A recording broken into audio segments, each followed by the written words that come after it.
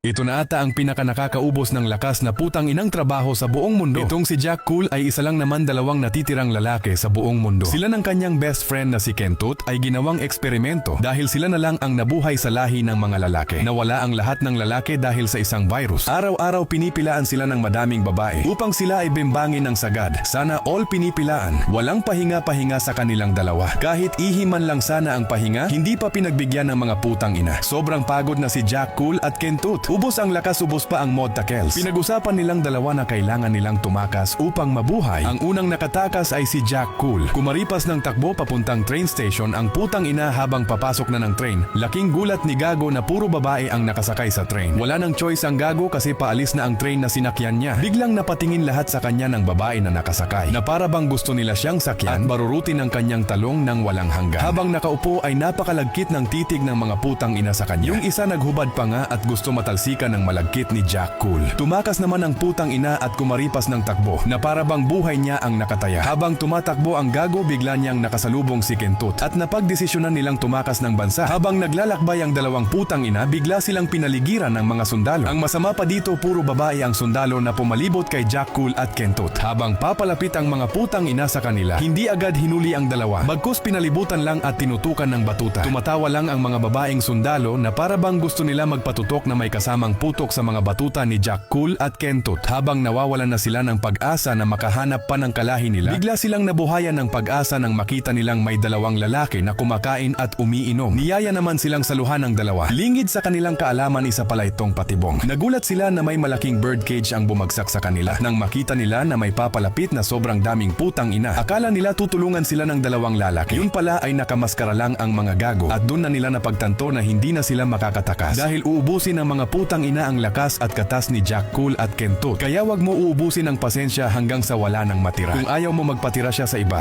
putang ina ka.